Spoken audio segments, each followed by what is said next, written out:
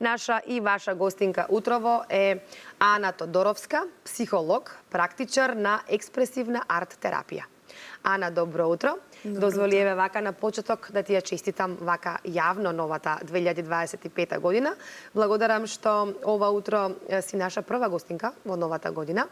Ама ќе зборуваме за убави работи, без разлика што ќе зборуваме за експресивна арт терапија. Ќе зборуваме за тоа кои се придобивките од оваа терапија и за кого се намената. Она што ја завршивте годинава што измина беше една да кажам акција каде што собиравте стара облека, книги или аксесорис за ранливите категории. Знам дека помина со голем интерес една предновогодишна акција. Ајде малку околу тоа како сте задоволни од интересот, како помина, за кого беа наменети оваа размена, кој се учествуваше? Така, иницијативата е неформална, со тоа што ја организираме секоја сезона по една размена. И сега морам да спомнам тука дека не се работи за настан кој што е донаторски карактер, туку во преден план е размената. Тоа значи дека сите кои што имаат облека во добро зачувана состојба, која што веќе не ја носат, се среќаваме 4 пати во годината за секоја сезона за Се разменуваат со други такви луѓе, така? Така, да. Значи, давам, да кажеме, сукња да си земам панталони, може така. Бидејќи сите располагаме со многу облека и бидејќи текстилната индустрија е една од најголемите загадувачи, токму тоа и е во позадината на целиот овој настан, додека во втор план доаѓа она што правиме понатаму со сите работи кои што ќе останат вишок. Во тој момент наоѓаме различни места каде што е потребна облеката таму и да стигне на правото место. Покрај тоа што разменуваме облека, исто така разменуваме книги. Овој пат додадовме и модни додатоци, а некогаш разменуваме и некои предмети од домот кои што не ни се потребни. Идејата е понатаму да прерасне оваа иницијатива во еден поголем проект, каде што ќе може да се оформи баш една платформа каде што луѓето ќе може бесплатно да си ги разменуваат сите ресурси со кои што располагаат. Има многу убави примери во странство од заедниците каде што, например, во една зграда сите жители си ги разменуваат алатите, си имаат едно место каде што секој може да зема она што му е потребно и потоа да го врати. Да. На тој начин преку овој настан не само што ги разменуваме ресурсите со кои што располагаме, влијаеме исто така на еколошката свесност кај луѓето, малку го разбиваме и она табу дека нели срамота е да се употребува веќе употребувана роба и така натаму. Но исто така сакаме да потикнеме еден солидарен дух кај луѓето и ова е многу добра можност да се социјализираме, да се дружиме, да запознаеме нови луѓе со кои што ќе може да се споиме на различни начини. За да се учествува на овие размени, кажавте дека се сезонски, значи претпоставам ќе има и на пролет, и на есен, и на лето. Како може да се пријават луѓето, ако еве некој сака, дали има некој пријави или едноставно да дојде во социјалниот центар Дуња и да си учествува на лице место или има нешто претходно што треба да се исполни некој услов? Не, во моментот ги објавуваме настаните само на социјалните мрежи, значи во моментот Facebook и Instagram и на профилот на Дуња. Така што најверојатно би дознале само преку интернет или вака кога ќе најавиме преку телевизија или некој друг канал за информирање. Значи нема некоја пријава, нешто мислев претходно? Нема никаков услов за учество, сите се добродојдени, меѓутоа тие се некои минимум услови да бидат сите тие нешто кои што луѓето ќе ги донесат во употреблива и уредна состојба. Добро, значи сега следниот настан ќе биде на пролет, ние ќе го најавиме со време за да може сите оние кои што имаат некои предмети од домот за размена да учествуваат на овој настан. Сега за она што ќе зборуваме денеска е експресивна арт терапија. Прво би сакала да ми објасните и мене и на гледачите што значи експресивна арт терапија. Експресивната арт терапија е еден мултимодален пристап.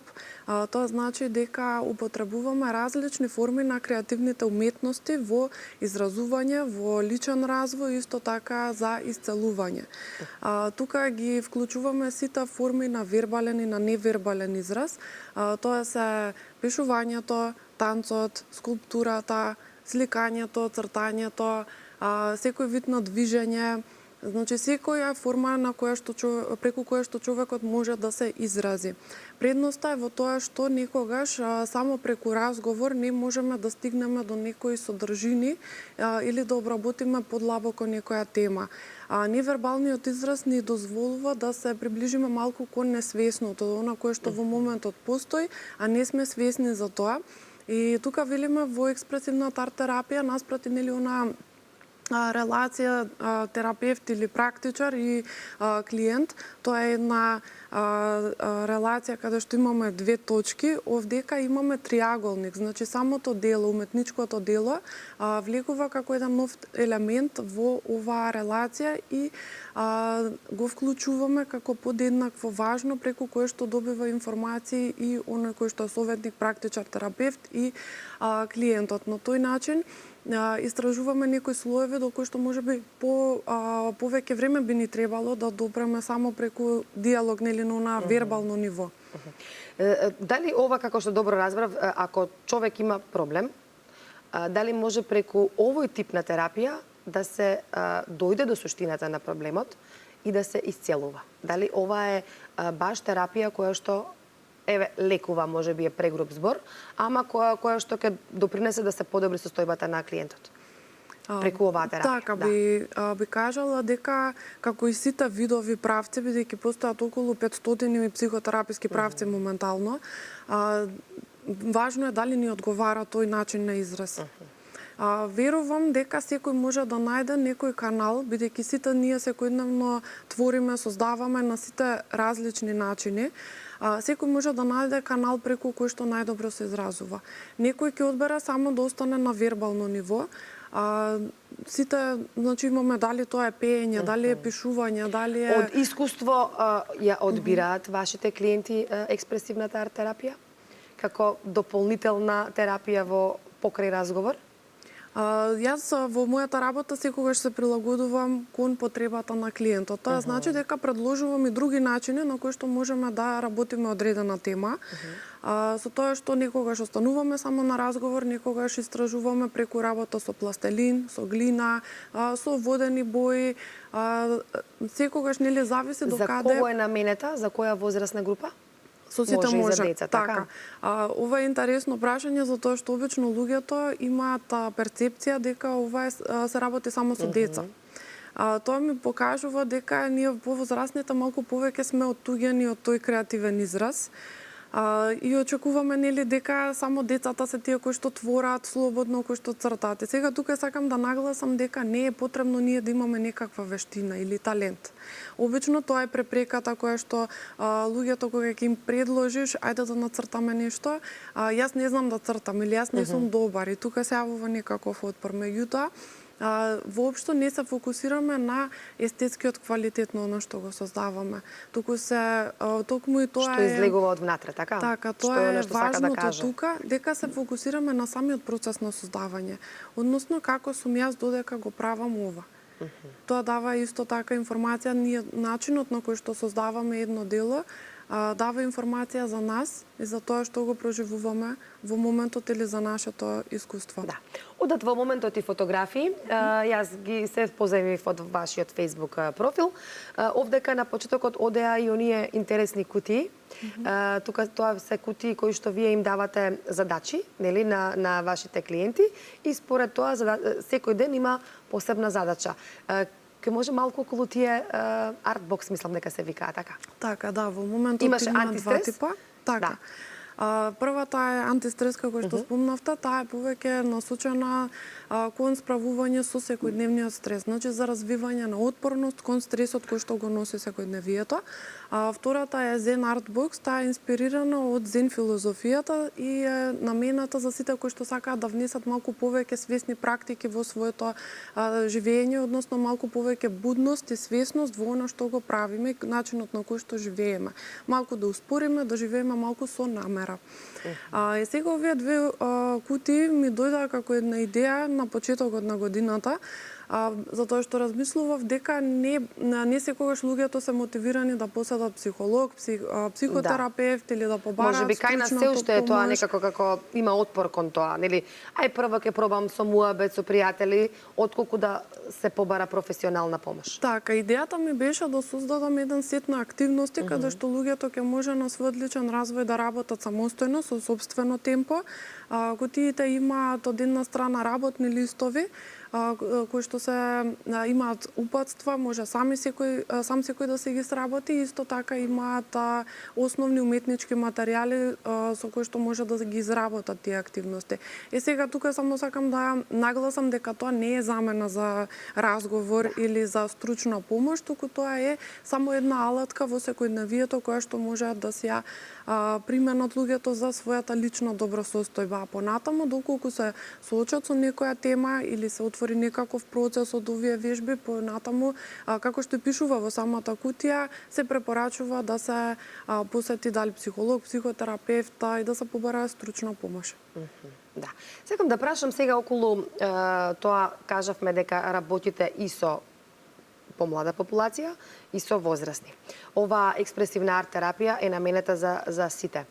Ја препорачувате ли можеби за деца, за тинејџери кои што имаат, да кажеме, често пати конфликт меѓу себе во својата личност, не може да се најдат талка во тие години кога им доаѓа и пубертетот.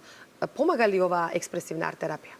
Така, јас само ќе нагласам, јас работам со адолесценти и со возрастни лица. Фокусот ми е главно на возрастните. Секако дека може со сите категории, меѓутоа конкретно ако зборуваме за деца, тоа бара посебно познавање од детската психологија, за која што јас не можам да зборувам бидејќи не сум насочена во тоа поле. Меѓутоа, кога станува збор околу адолесцентите, кога настанува периодот на пубертет, кога понатаму нели го формираме својот светоглед, својот идентитет и така натаму, ова може да биде супер канал, затоа што во тие години се експериментира со начинот на израз. И често кај децата кои што влегуваат во пубертет или со адолесцентите можеме да наидеме на отпор, на разговор. Така што преку игра, преку друга активност, може да се дојде до суштината. Во суштината на сето ова стои играта. Експериментот, кое што сите го имаме природно како деца, меѓутоа со текот на годините како возрастните, нели со вклопување во сите општествени норми, правила како треба, како не треба, што сме и што не сме, малку забораваме на тој креативен дел од себе си, а сите го имаме во себе. Така што ова е супер канал и за клиентите кои што се повозрастни, кои што нели им е тешко да се изразат со зборови, кои што потешко им оди на себе изразување или можеби едноставно не знаат како да ја опишат состојбата или искуството кое што го доживуваат. Така што без тој притисок дека мора да го кажам ова, ние можеме да го покажеме. Да. И вие го толкувате тоа, така? Претпоставувам цртежот кој што ќе го нацрта вашиот клиент, толкувате отприлика можете да сваќате што му се случува, така? Ако добро ве разбирам. Не е толкување во прашање дека, затоа велиме дека клиентот е најдобар експерт за своето дело. Тоа значи дека можеме ние како професионалци од страна да го наблюдуваме процесот, како се создава тоа дело, може да имаме некои своји предпоставки, меѓутоа тоа не значи дека е така и дека е точно.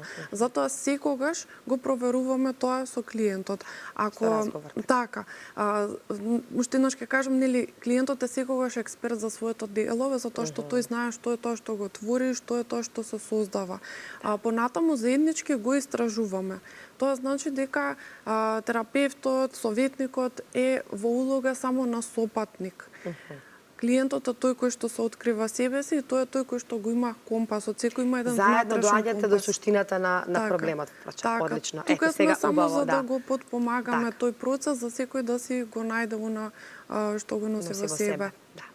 Ана, вие организирате исто така и многу работилници. 2024 година ви беше плодна година. Ние дел од тие работилници ги најавувавме, нешто испративме.